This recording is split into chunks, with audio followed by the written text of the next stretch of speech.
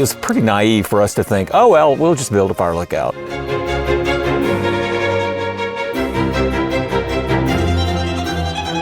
I'm 40 feet up in the air in a fire tower on top of a mountain in southern Oregon at one of the world's hardest Airbnbs to book. This place is so unique that it used to be featured on Airbnb's landing page.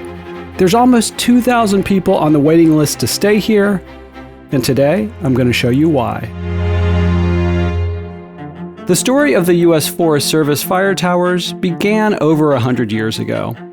Designed and built to watch over the country's massive forest wilderness, as lookout points to spot and report wildfires. At their peak, there were over 8,000 fire towers operating across the U.S., manned mostly in the summer. Jack Kerouac spent the summer of 1956 as a fire tower volunteer. Inspired by the solitude and beauty of the North Cascades, he wrote some of his best work that summer. Today, most of these towers have been decommissioned because satellites do the heavy lifting, but a few remain. The owners, Alan and Dabney, love these old fire towers as much as I do. And they got started with the same book I use to find old fire towers to camp in. Their obsession started over 20 years ago, camping in some of the few remaining towers in this part of southern Oregon. Then they bought this land. And so for the first 5 years, I think we just came here and camped. And we would put a tent right there and go, well, you know, someday, one day, we're going to have a fire lookout. Right, yeah, yeah. And so 5 years later, we finally got it built.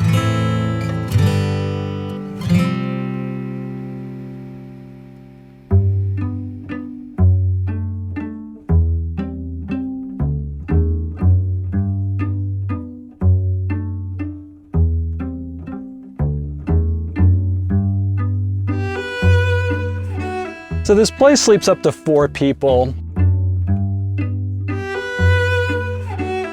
There's a complete kitchen. It's heated, there's hot water.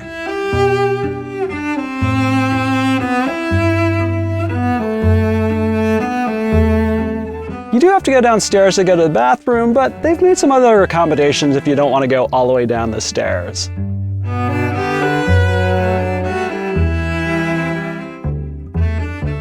The main bedroom is up this ladder.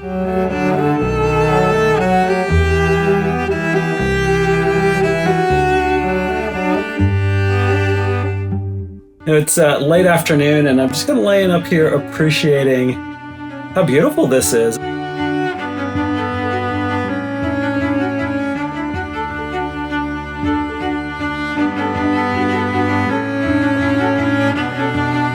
Jack Kerouac once wrote, during that summer he spent alone in a fire tower, I saw a new world beneath me. New because I was seeing it from the mountain for the first time. Being here, watching the light change, I think I understand what he meant.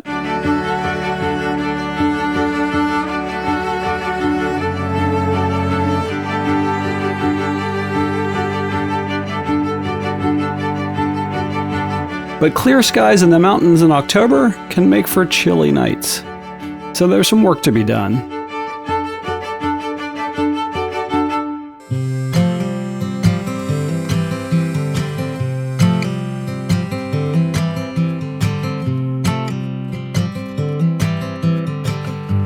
So maybe I got a bit distracted by that glass of wine and the sunset. But I do know how to make a fire, really. Here we go. Number 2, I don't know if this is, I don't know if pine needles are a good idea for starting a fire or not, but I thought I knew how to start a fire. I think you just add a few at a time, is the trick.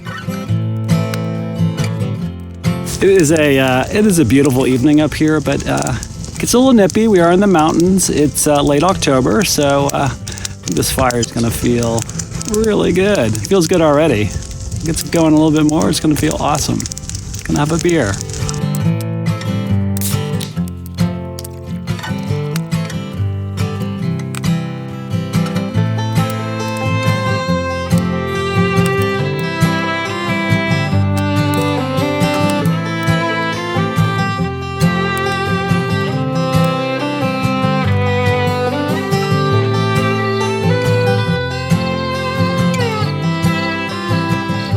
This place runs on solar. So there's also this backup option, these old-time lanterns that I'm going to turn on. And I think that is such a nice lighting source. So I'm going to kill the lights over here and have a romantic evening by myself.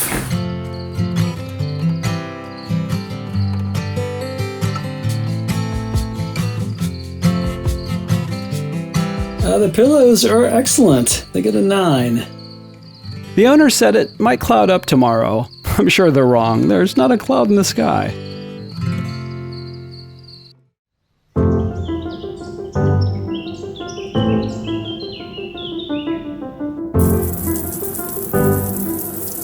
This feels so good. I just it's kind of a foggy day and it just feels so nice to be out here, kind of in the warm water.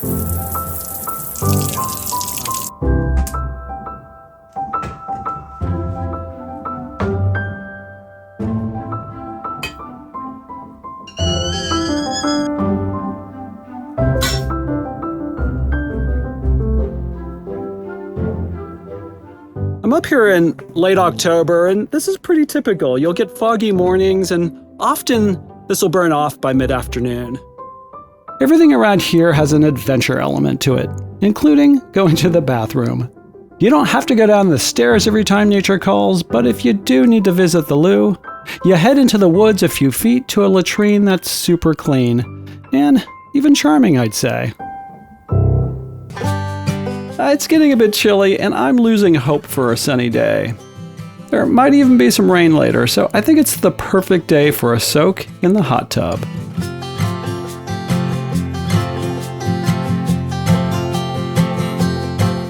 So the owner said this will maybe take about 6 hours to get heated up. I've got some experience with this, so I think I can do this.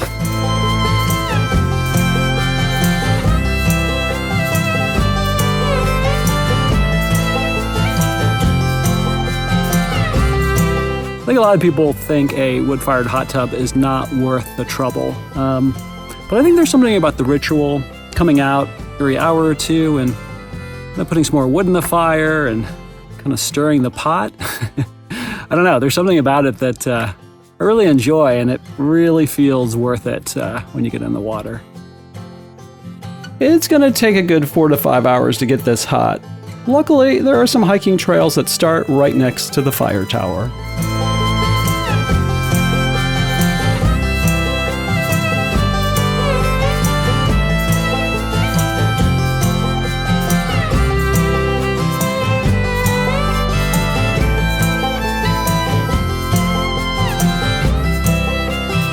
This is in a really beautiful part of southern Oregon.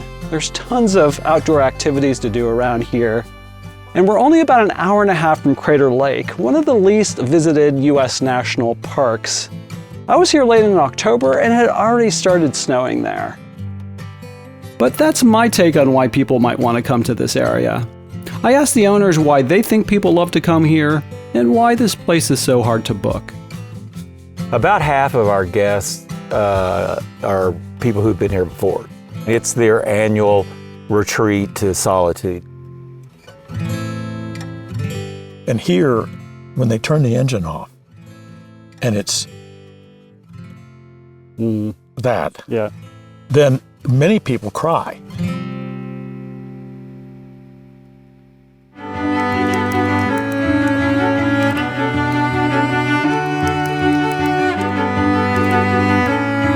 Yeah, this was a bit of trouble, but absolutely worth it. 100% worth it. The temperature's perfect. It's raining, and it just feels so good in here with kind of the cold air outside and the warm water. It's awesome. You have to give the owners a lot of credit. There's a reason this is one of the hardest Airbnbs in the world to book. I think there's a reason that this was on the landing page of Airbnb for a long time. It's because they've done something really special and really unique. I think they took a risk building this place, and I think it paid off.